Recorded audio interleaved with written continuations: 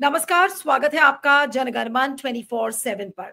आप इस चैनल को सब्सक्राइब करें, लाइक करें और आपसे एक ही गुजारिश है कि इस चैनल के लिंक्स को और लोगों तक भेजें ताकि लोगों को पता चले कि किस तरीके का कंटेंट आप जनगणमन 24/7 पर देखते हैं। आज बात करते हैं डोनाल्ड ट्रंप की, जिन्होंने जब से वो आए हैं तब से उन्होंने टैरिफ्स को लेकर शोर मचाया हुआ था कि टैरिफ्स हम सब पर इम्पोज करेंगे। इतने महीनों से लोगों की एंग्जाइटी बढ़ गई थी। रेसिप्रोकल टैरिफ्स की बात हो रही थी कि हम जवाबी टैरिफ लगाएंगे, लेकिन अंत में क्या आया? डोनाल्ड ट्रंप ने 90 दिन का पॉज लगा दिया। 90 दिन के लिए सारे देशों पर टैरिफ्स पर रोक लग गई है, सिवाय एक देश के, और वो है चाइना। लेकिन ये खेल इतना सिंपल नहीं है। अब ऐसा लग रहा है कि टैरिफ नहीं बल्कि टैरिफ घोटाला था, क्योंकि शेयर मार्केट को हिलाने के लिए ऐसा लग रहा था कि डोनाल्ड ट्रंप ने एक नया खेल किया। अब मैं आपको एक ट्वीट दिखाती हूं। उस ट्वीट में डोनाल्ड ट्रंप ने सुबह 9:37 पर, ये कल की बात है जो वेंसडे के टाइम पे, उन्होंने एक ट्वीट किया, this is a great time to buy. ये डोनाल्ड ट्रंप ने अपने ट्रूथ सोशल पर भी लिखा और वैसे भी लिखा सोशल मीडिया पर कि this is a great time to buy. तो सबको लगा कि अरे भाई, अमेरिकन प्रेसिडेंट अगर इस बात को लिख रहा है कि this is a great time to buy, तो सबने बाय करना शुरू कर दिया। जैसे ही मार्केट्स रिबाउंड करी, यानी कि मार्केट्स में जब उछाल आया, तो उसके बाद डोनाल्ड ट्रंप ने टैरिफ्स पर रोक लगा दी, ये कहते हुए कि there is a pause for 90 days on all the countries on tariffs except for one country, that is China. तो ये जो स्टीवन हॉसफोर्ड का जो ट्वीट है, ये क्या लिखता है? Let's break down what happened in America today 9:37 AM। Donald Trump told his followers to buy stocks. कुछ इसी तरह से मोदी जी ने आपको याद होगा चुनाव के पहले किया था कि भाई शेयर मार्केट में आप स्पेंड करें, और उसके बाद देखिए सबने कहा कि ये बहुत बड़ा घोटाला है। जिस दिन एग्जिट पोल्स आने वाले थे उसके पहले की बात है। लेकिन यही चीज ऐसा लग रहा है कि मार्केट्स के साथ खेल करने के लिए डोनाल्ड ट्रंप ने एक बड़ा खेल यहां पर किया है, टैरिफ्स को लाकर। इसी के जरिए वो ये भी बताने की कोशिश कर रहे हैं कि देखिए, अमेरिका इस समय नंबर 1 प्लेयर है मार्केट का, चाहे आप कुछ भी कह ले। और जो अमेरिका ने जो बाइडेन के समय जो चमक खो दी थी, उस चमक को हमने वापस रीगेन किया है इस टैरिफ्स के जरिए। लेकिन क्या हुआ है? ये इनसाइडर ट्रेडिंग हुई है अमेरिका में। अपने लोगों को डोनाल्ड ट्रंप ने ये इंश्योर किया कि वो इनसाइड इंफॉर्मेशन देकर उनके अपने लोग जो मागा के सपोर्टर्स हैं वो खूब पैसे कमा ले, एक win win situation Donald Trump के लिए हो जाए, और फिर टैरिफ्स का जो बड़ा खेल है उस पर उन्होंने पॉज भी कर दिया। अब एक और ट्वीट आपको दिखाते हैं जिसको लेकर इस समय अमेरिकन मीडिया में बहुत ज्यादा चर्चा है। अब ये ब्रायन क्रैसेनस्टीन है, अमेरिका के यूट्यूबर है। वो क्या लिखते हैं? उन्होंने ब्रेकिंग के फॉर्म में लिखा, the White House caves on most tariffs then calls it the Art of the Deal. यानी कि डील मेकर के रूप में डोनाल्ड ट्रंप साबित हुए हैं। लेकिन खेल क्या है, उन्होंने क्या क्या किया, ये आप देखिए। ब्रायन क्रैसेनस्टीन लिखते हैं, you can't make this up, these are the most dangerously incompetent people I have ever seen. उन्होंने क्या क्या किया है? Donald Trump disrupted the global supply chains को तोड़ा, sent American companies into a panic। सारे अमेरिकी जो कंपनियां थी उनमें पैनिक हो गया। ग्लोबल मार्केट्स पूरे नीचे चले गए। एलियनेटेड द की एलाइज, जो अमेरिका के की एलाइज थे, उनके जो घटक दल थे, उनको आइसोलेट कर दिया। ट्रिगर्ड रिटेलिटरी टैरिफ्स, यानी कि जवाबी टैरिफ, देशों को उन्होंने मजबूर कर दिया कि जवाबी टैरिफ की बातचीत की जाए। और उसके बाद डोनाल्ड ट्रंप ने क्या किया? लास्ट के 2 लाइंस पढ़िए, then pulled back and declared victory, this is Trump's strategy in a nutshell. क्या किया? पहले क्रिएट केओस, यानी कि पहले उथल पुथल मचाओ, लेट इट बर्न, उसको जलने दो थोड़ा, पार्शियली अंडू द डैमेज, उसके बाद थोड़ा सा पार्शियली उसको अंडू करो, and then claim a victory, यानी कि अब अपनी जीत को घोषित कर दो। It only works if your base never learn how to think critically. यानी कि ये जो यूट्यूबर है ये इशारा कर रहे हैं कि जैसे भारत में अंधभक्तों की कमी नहीं है, वैसे अमेरिका में भी ऐसे अंधभक्त हैं जो कि इसी तरीके की बेवकूफियों को लेते हैं, पचाते हैं और उस पर एक्शन भी करते हैं। लेकिन ये क्या दिखाता है डोनाल्ड ट्रंप के बारे में? क्या डोनाल्ड ट्रंप की जांच होगी? क्या ये एक बड़ा घोटाला है टैरिफ रेजिम? और टैरिफ नहीं बल्कि ये घोटाला था। इनसाइडर ट्रेडिंग के जरिए शेयर मार्केट के साथ खिलवाड़ किया अमेरिका के राष्ट्रपति ने। अब भारत तो अब हंस रहा है क्योंकि भारत ने रिटेलिएट किया नहीं। अमेरिकन मीडिया में लोग कह रहे हैं कि भाई if you have not retaliated you will smile. So India obviously was not the country which retaliated. तो आज भारत खुश होकर बैठ सकता है। लेकिन ये कितनी बड़ी चिंता का विषय है कि देश जो विश्व का सबसे बड़ा देश है, सबसे बड़ा लोकतंत्र है, वहां का शासक अगर इस तरीके से ओलिगार्की को पनपने दे रहा है, इस तरीके से एक खेल कर रहा है शेयर मार्केट के साथ, तो उसको हम कैसे देखेंगे? आज इसी पर हम बातचीत करेंगे कि ट्रंप का ये टैरिफ घोटाला क्या घोटाला साबित हो गया? क्या ट्रंप की इस पर जांच होगी? इस समय हमारे साथ इंटरनेशनल अफेयर्स एक्सपर्ट और डिप्लोमेट रह चुके आफ्ताब कमल पाशा इस समय हमारे साथ जुड़ रहे हैं। आफ्ताब पाशा जी, आपका बहुत बहुत स्वागत है। Thank you so much for joining. Sir, ये क्या कहेंगे? डोनाल्ड ट्रंप एक ट्वीट करते हैं 9:37 पर और तुरंत बाद टैरिफ पर पॉज लगा देते हैं, पॉज बटन दबा देते हैं 90 दिन का। इसका मतलब क्या है सर? क्या खेल करने की कोशिश कर रहे हैं और क्या ये टैरिफ एक बड़े घोटाले के रूप में साबित हो रहा है?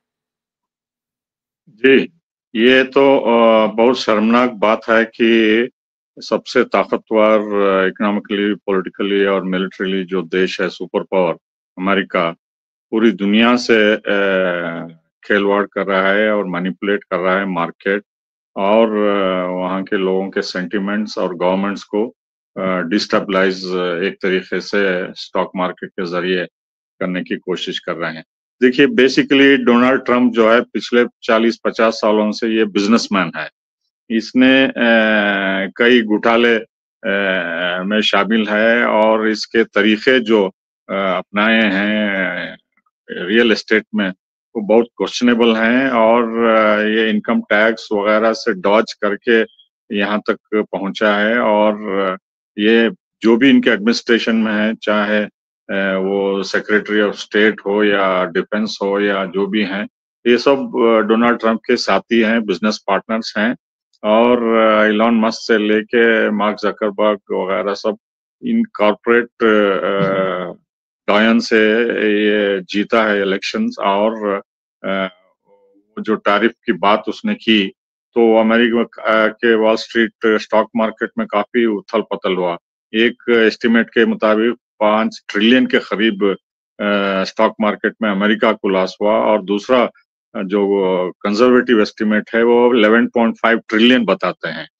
तो कितना सच है, कितना झूठ है और कितना लोगों का नुकसान हुआ है अभी इतनी जल्दी पता नहीं चलेगा।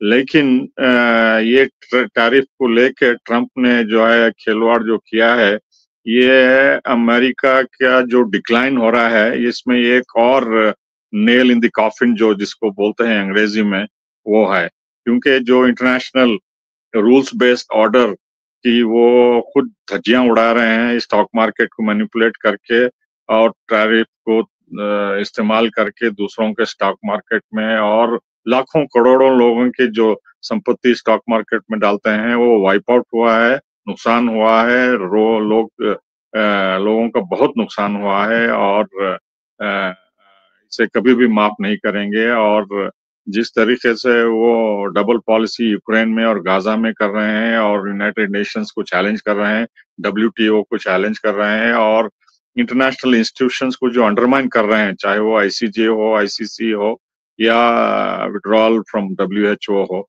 ये सब जो है ये एक ही दिशा में हमें बताती हैं कि अमेरिका जो है अपनी मनमानी से चलाना चाहता है और दूसरे देश, दूसरे लोग धीरे धीरे कतरा रहे हैं, अमेरिका से दूर होने की कोशिश कर रहे हैं और मेरे ख्याल से बहुत ही संगीन मामला है। खुद अमेरिका में ही जांच इसकी कराएंगे किस तरह अपने दोस्तों को 9:35 पे उन्होंने बताया कि आप शेयर मार्केट में खरीद लीजिए और 4 घंटे बाद टैरिफ का जो है उस पे पाबंदी लगाते हैं नहीं, लेकिन 90 प्रोफेसर दिन का। पाशा, आपको लगता है कि डोनाल्ड ट्रंप की जांच होगी? क्योंकि securities exchange commission of India में भी लोग ये बात कहने लगे हैं कि जैसे हमारे देश में सेबी की चीफ थी माधवीपुरी बुच, उनका कुछ नहीं हुआ, तमाम घोटाले हो गए, फ्रॉड हो गया, उन्होंने जांच नहीं की। उसी तरीके से अब जो अमेरिका का जो सिक्योरिटीज एक्सचेंज कमीशन है वो भी कैप्चर कर लिया है एक तरीके से डोनाल्ड ट्रंप, तो उनकी तो जांच होगी नहीं फिर। क्या आपको लगता है कि वहां पे अभी ऐसे इंस्टीट्यूशंस हैं जो डोनाल्ड ट्रंप की जांच करेंगे अगर ये वाकई में एक इनसाइडर ट्रेडिंग स्कैम है तो? देखिए, भारत और अमेरिका में काफी अंतर है। दोनों क्लेम करते हैं largest democracy and oldest democracy बोल के, लेकिन जिस तरीके से अमेरिकन इंस्टीट्यूशंस काम करते हैं वहाँ अभी कुछ इस तरीके का नहीं देखा जा सकता जिस तरीके से इंडिया में हो रहा है मैनिपुलेशन। तो वहाँ अभी भी इंस्टीट्यूशंस वाइब्रेंट हैं, एक्टिव हैं और वो कड़े कदम उठाते हैं। ये नहीं कि पूरे टेम हैं और डोनाल्ड ट्रंप या गवर्नमेंट जो चाहती है वही करते हैं। नहीं, ऐसा नहीं है। मैं मान के चलता हूँ कि वो इंडिपेंडेंट है काफी हद तक, और वो इसमें कड़ी जांच करेंगे, और पूरे लोगों का उसमें कैपिटल इन्वेस्ट है। और जिस तरीके से हांगकांग या चाइना या जापान, पूरी दुनिया के स्टॉक मार्केट में उथल पुथल हुआ है। ये नहीं कि सिर्फ अमेरिका का अंदरूनी मामला है, ये ग्लोबल इशू है। और अमेरिका का इमेज, प्रेस्टीज और इकोनॉमिक लिंकेजेस ग्लोबलाइजेशन की वजह से लिंक है। तो अमेरिका के इंस्टीट्यूशंस इतनी आसानी से बागडोर ट्रंप को नहीं देंगे, उसको जरूर जांच करेंगे। और मेरे ख्याल से, मेरी उम्मीद है कि वो बहुत गहराई तक जाएंगे कि किस तरीके से मैनिपुलेट हाईएस्ट लेवल पे कर रहे हैं, और ये क्यों हो रहा है और कैसे हो रहा है, किसका फायदा हो रहा है, किसका नुकसान हो रहा है। ये अगर वहाँ की स्टॉक मार्केट बॉडी भी नहीं करेगी तो ये कई महीनों तक इसमें चर्चा होती रहेगी। टेलीविजन, न्यूज़पेपर्स, इलेक्ट्रॉनिक मीडिया, यहाँ तक के वही लेजिटिमेसी का सवाल उठता है कि ये हम डोनाल्ड ट्रंप को वोट करके हमने क्या गलती की, हम क्या उम्मीदें लेके उनको वोट दिए थे, और कहाँ ले जा रहे हैं ये अमेरिका को। और मतलब ये तो इतना घटिया काम है, इतना बिलो द बेल्ट जिसको बोलते हैं, ये स्टेप है कि ये इसकी कोई अंदाजा नहीं ला सकता कि अमेरिकन खुद शर्मिंदा हैं कि हमारा प्रेसिडेंट ऐसा कर सकता है, इतना नीच काम कर सकता है, और अपने दोस्तों को फायदा बनाने के लिए पूरे लोगों की पूंजी और इन्वेस्टमेंट्स के साथ खेल सकता है, और आगे चल के और क्या कर सकता है बोल के क्वेश्चन मार्क बड़ा खड़ा होगा। और दूसरे देश भी जो है धीरे धीरे समझ रहे हैं कि ये मैनिपुलेटिव प्रेसिडेंट है, और ये कुछ कहता है और कुछ करता है, जैसा हम भारत में देखने को आ रहे हैं पिछले 10-12 सालों से। कुछ वादे करते हैं और कुछ जुमलेबाजी की बाद में बयान करते हैं, और लोग शर्मिंदा होते हैं, और लोग धीरे धीरे समझ रहे हैं कि ये डबल पॉलिसी इनकी नहीं चलने देना चाहिए आगे चल के। तो ये अब इस एपिसोड के बाद आपको क्या लगता है कि डोनाल्ड ट्रंप के लिए क्या ये विन विन सिचुएशन है, क्योंकि उनके सपोर्टर्स ने सबने पैसे कमा लिए, उन्होंने ट्रंप जो टैरिफ है उस पर रोक भी लगा दी है, लेकिन 90 दिन के बाद क्या होगा? क्या डोनाल्ड ट्रंप कुछ फिर से चेंज करेंगे, या वापस हम पुरानी रेजिम में चले जाएंगे जो जहां पे 10% टैरिफ सबसे लिए जा रहे थे और अभी 90 दिन तक वही होगा, या फिर से एक अनसर्टेनिटी और केओस में फिर से डालेंगे डोनाल्ड ट्रंप? जी, अभी जो फायदा हुआ है उनके सपोर्टर्स को, जो लॉस हुआ था उनको शायद वो रीगेन करे हैं, लेकिन ये मामला 3 महीने के बाद यूं का त्यों रहेगा, क्योंकि अमेरिका के अर्थव्यवस्था जो है कुछ ओवरनाइट सुधरेगी नहीं। जो उनका बैलेंस ऑफ ट्रेड डिफिसिट है, उनका डेट जो है, और जो इंपोर्ट्स लगातार बढ़ते आ रहे हैं, वो किसी भी तरह जो है रिवर्स नहीं कर सकते। उनका डिपेंडेंस चाइना पे या बांग्लादेश पे या भारत पे जेनेरिक मेडिसिन के लिए, फार्मा प्रोडक्ट्स के लिए वो रहेगा, बरकरार रहेगा। और ये इनकी धमकी से जो है अब लोग कंदराएंगे, और व्यापार जो है चीन की तरह उसको कम करेंगे और दूसरे मार्केट ढूंढेंगे। और ग्लोबल साउथ के देश भी जो है, चाहे वो लैटिन अमेरिका में हो, अफ्रीका में हो, एशिया में हो, या खुद उनके यूरोपियन साथी हों, वो मान के चल रहे हैं कि America is not a reliable partner, वो भरोसा वाला पार्टनर नहीं है, और हम उसके भरोसे के ऊपर हमारी नीति प्लानिंग नहीं कर सकते। हम अपनी इंडिपेंडेंट पॉलिसी इख्तियार करना चाहिए, और हम आपस में ट्रेड बढ़ाना चाहिए। और ये बड़ा इंसेंटिव है कई यूरोपियन देशों को कि हमारा जो है पार्टनर चीन और रूस रहेगा, पड़ोसी है वो, वहां से गैस और तेल आती रहेगी, और मेरे ख्याल से उनके रिलेशंस बहाल होते रहेंगे। और चीन, एक इसका बड़ा फायदा हुआ कि चीन जो है सॉलिड देश उभर के निकला है कि वो अमेरिका की धमकी में नहीं आया, और वो भी रिटेलिटरी टैरिफ्स थोपा है। और चीन से पूरे विश्व में उनका इमेज बढ़ा है।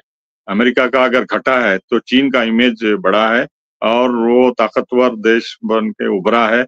भारत को भी इससे सबक सीखना चाहिए कि हम जो है ट्रम्प के दबाव में आके कंसेशंस देने पे तैयार हो गए थे और इस तरीके से हमारा ही नुकसान होगा और चीन के साथ मिलके और दूसरे ग्लोबल साउथ देशों के साथ मिलके हमारी नीति बढ़ानी चाहिए।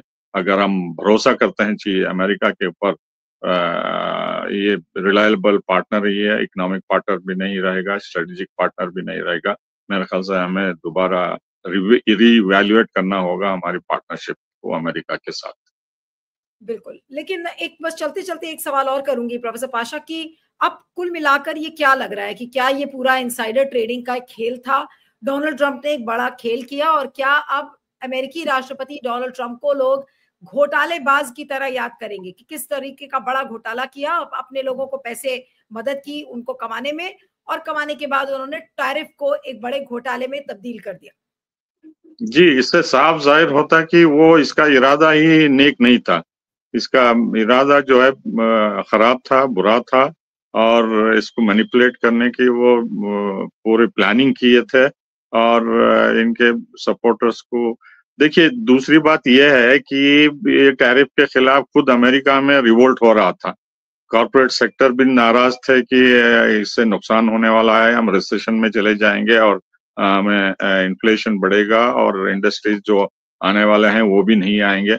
ये तो पहली बात है कॉर्पोरेट सेक्टर। दूसरी बात यह है कि कांग्रेस में भी इतनी तेजी से आवाज बढ़ने लगी कि हम जो ट्रम्प कर रहे हैं उससे नुकसान होगा बोल के वो बिल पेश कर रहे हैं सेनेट में कि हमारे कंसल्टेशन के बगैर ये टैरिफ बढ़ाना घटाना तुम्हारा काम नहीं है, हम इस पर रिव्यू करेंगे बोल के वो भी पावर्स डोनाल्ड ट्रम्प से छीनने वाले थे। और तीसरी बात यह है कि जो लोग आम लोग जो कंपनीज में इन्वेस्ट कर रहे हैं उनका पैसा करोड़ों millions of dollars wiped out हो गए हैं। तो जिनको ये इंफॉर्मेशन पहुंची नहीं है तो ये जो है रिच पुअर गैप और बढ़ गया है और मिडिल क्लास का और जो इनोसेंट इन्वेस्टर्स हैं उनका खून पसीने की मेहनत की कमाई जो है खून चूस के ये कॉर्पोरेट सेक्टर को अपने दोस्तों को दिलाए हैं। इतनी बुरी बात और कोई नहीं हो सकती कि जनता का आप मुंह मार के जो है उनके पैसे इन्वेस्ट जो कर रहे हैं आप अपने दोस्तों को दिलाए हैं सीक्रेटली कॉन्स्पिरेसी करके। और ये घोटालेबाज ही नहीं, ये सबसे बड़ा स्कैम होगा, स्कैंडल होगा और इसके पीछे बहुत सारे लोग खड़े होंगे और इसकी बदनामी होगी। मेरे ख्याल से सिर्फ अमेरिका में ही नहीं पूरी दुनिया में लोग इसको देखेंगे कि ये बहुत ही मैनिपुलेटिव है, ये रिलायबल नहीं है और अमेरिका का इमेज जो है बहुत तरीके से डैमेज हुआ है और इररिपेयरेबल है मेरे ख्याल से। लेकिन अब ये सारे डिसीजंस जब हम पलट कर देखते हैं तो क्या भारत ने रिटेलिएट ना करके क्या एक सही कदम उठाया? क्योंकि हम लोग सब आलोचना कर रहे थे कि भाई भारत अपना सिर उठा के बोल नहीं रहा है जैसे बाकी देश बोल रहे हैं और इस समय सोशल मीडिया पर लोग लिख रहे हैं कि if you are not retaliated you are in the good books of Donald Trump. तो क्या ये हमारा सही डिसीजन था? हमने रिटेलिएट नहीं किया। अब जिस तरीके से फिर से डोनाल्ड ट्रम्प ने पॉज कर दिया टैरिफ रेजिम को, तो क्या ये मोदी जी का सही डिसीजन था कि हमें कुछ बोलना ही नहीं है? देखिए, मैं पहले से ही कहता आ रहा हूं कि हमें वेट एंड वॉच पॉलिसी इख्तियार करना चाहिए था, चीन से हमें सीखना चाहिए था और इतनी जल्दबाजी में जाके हमें ट्रेड एग्रीमेंट की शुरुआत नहीं करनी चाहिए था। दूसरे देशों से हमें सबक सीखना चाहिए था और जो वीक पॉलिसी हमने इख्तियार की, डोनाल्ड ट्रंप ने एक बहुत बुरा लफ्ज इस्तेमाल किया कल कि लोग जो हमारे से नेगोशिएट कर रहे हैं वो I don't want to use that word which he used. The world leaders are kissing बोल के A-SS लिखा था।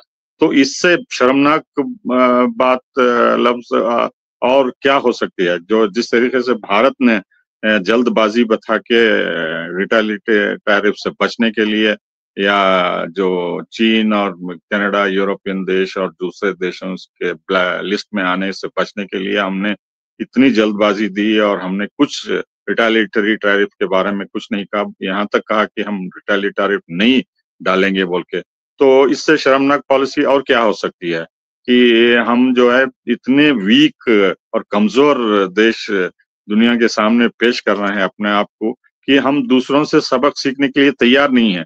देखिए कनाडा उनका दोस्त अब अमेरिका उनका दोस्त नहीं रहा बोल के ओपनली बोल रहे हैं। यूरोपियन देश भी कह रहे हैं कि जो 50 सालों से हम कोऑपरेट कर रहे थे अमेरिका के साथ नाटो में वगैरह वगैरह, तो अब हमारे पे छुरा भोंक रहा है। और हमारा पड़ोसी जो पाकिस्तान है, जिसको उन्होंने 50-60 साल दोस्ती रखी, वो भी उनके खिलाफ बोल रहा है। तो पूरी दुनिया के जो दोस्त अमेरिका के हैं वो खुद अमेरिका के खिलाफ हैं और हम अमेरिका की दुम पकड़ के उसके पीछे-पीछे भाग रहे हैं। तो ये जो पॉलिसी है मेरे ख्याल से हमें आगे ले जाने वाली नहीं है और हमें हमें अमेरिका जैसा अपना पाँव पे कुल्हाड़ी मार रहा है, अपने खड्डे में कूद रहा है, उसी तरह हमको भी लेके बर्बादी की तरफ अमेरिका खींचेगा और हमें बहुत होशियार रहना है अमेरिका से और उनकी नीतियों से, चाहे वो टैरिफ पॉलिसी हो, चीन पॉलिसी हो या डिफेंस में हो या हमें रूस से जुदा करने की पॉलिसी हो या हथियार ना खरीदने रूस से की जो पॉलिसी एडवाइस कर रहे हैं या उनके एग्रीकल्चर इंपोर्ट से दबाव आ रहा है, इन सबको देख के हमें रिव्यू करना चाहिए, अपने पाँव पे खड़ा होना चाहिए। हमें सेल्फ रिलायंट जो 50-60 सालों से हम करते आ रहे हैं, उसी पॉलिसी पे निर्भर होना चाहिए। ये नहीं कि हम वीक नीड पॉलिसी बता के अमेरिका को हमारी कमजोरी पेश करके हमें एक्सप्लॉइट करने का मौका दें।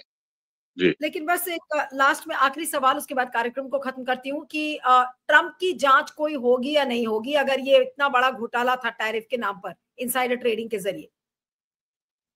जी, ज़रूर घोटाला था। ये जानबूझ के साजिश है ये कॉन्स्पिरेसी है कि अमेरिका और पूरे दुनिया को गुमराह करके स्टॉक मार्केट में उथल-पुथल करके एक्सप्लॉइट करके जो है पूरे अर्थव्यवस्था को क्वेश्चन मार्क डाल के उन्होंने अपना फायदा सोचा, अपने दोस्तों का फायदा सोचा और जो कंट्रीज जो मार्केट्स इससे अफेक्ट हुए हैं उससे कोई कॉम्पनसेशन नहीं देंगे वो। जो नुकसान हो गया हो गया। लोग रो रहे हैं, सड़कों पे आ गए हैं, जो अपने मेहनत की हुई पूंजी को जो लगाए थे उनका वाइप आउट हो गया है। तो किसका फायदा हुआ? सिर्फ ट्रंप का और अमेरिका का और उनके दोस्तों का और दूसरे देशों के जो लोग जो इन्वेस्ट करे थे उनका नुकसान हो गया। वो कभी नहीं भूलेंगे इस को और वो अपने-अपने लीडरों को, अपने-अपने देशों को सबक सिखाएंगे कि ये किस तरह से हुआ, क्यों हुआ, कैसे हुआ और क्यों नहीं होना चाहिए आगे चल के। चलिए, आपका बहुत-बहुत शुक्रिया professor Pasha. Thank you so much for joining. Thank you.